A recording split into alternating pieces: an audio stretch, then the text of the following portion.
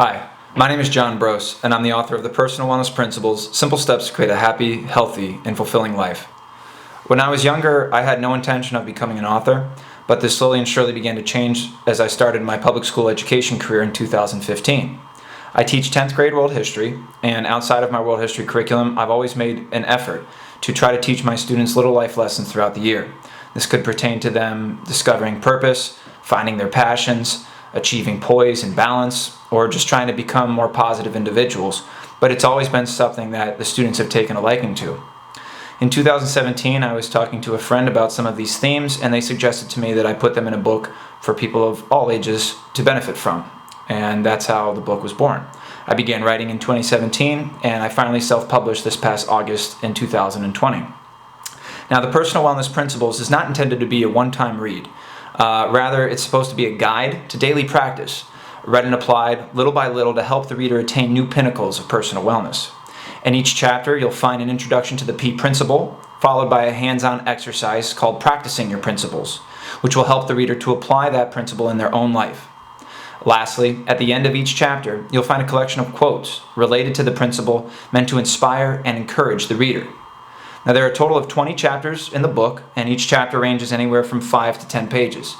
The reason I tried to include as many themes as I did was in the hopes that just one chapter would be something that any reader could relate to and could find comfort and positivity from.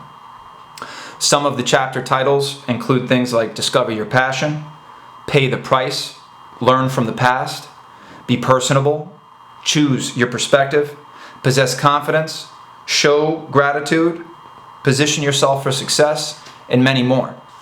With the limited time I have with you today, I'm going to read to you a section from Chapter 4, Pay the Price. Sacrifice is its own reward. The current socio-cultural climate in much of the Western world is one of excessive and unnecessary reward systems, accompanied by the incessant need for instant gratification. People want to be handed everything on a silver platter, without presenting any of their own willingness to put in the work and energy needed to accomplish their vision. Everyone wants change, whether it's change in their inner life, change at work, or change in their marriage, relationships, and friendships. However, very few people are willing to change. It isn't enough to wish for change. You are the change that you are willing to produce and emit into your environment. You are only going to ascend to your greatest self if you're willing to pay the price and make change when it's necessary. It takes a very brave person to pick themselves up and realize that all they desire and wish to attain is solely up to them.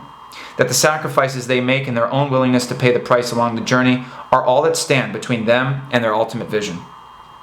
This theme of paying the price also includes understanding when the time has come to move on from certain friends, family, or significant others, which we touched on briefly in Chapter 2.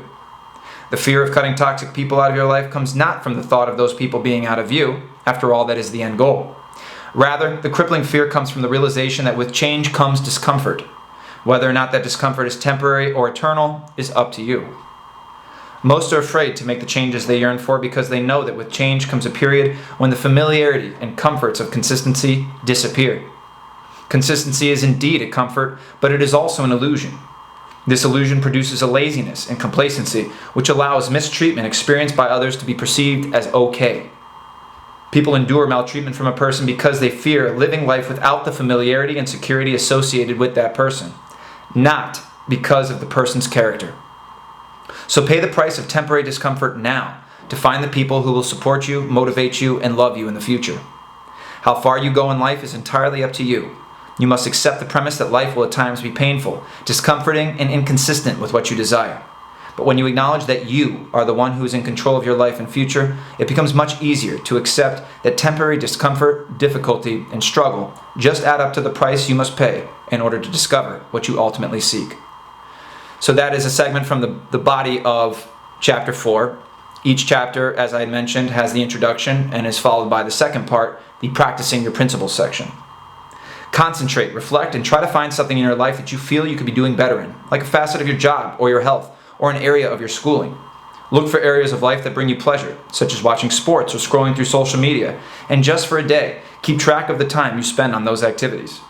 Acknowledge that you may need to sacrifice some of the time you spend on those pleasures to correct the other areas of life that need more focus.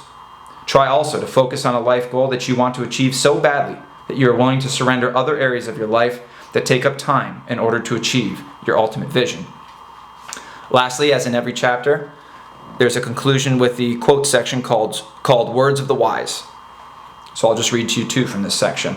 From Patricia McConnell, quote, "One of the principal things life has taught me is that we always have a choice. When we say can't, we usually mean we're just not willing to pay the price." End quote. And from Dave Ramsey, quote, "The most important decision about your goals is not what you're willing to do to achieve them, but what you are willing to give up." End quote. And that is an introduction to the personal wellness principles. I very much appreciate your time, and I thank you for the opportunity.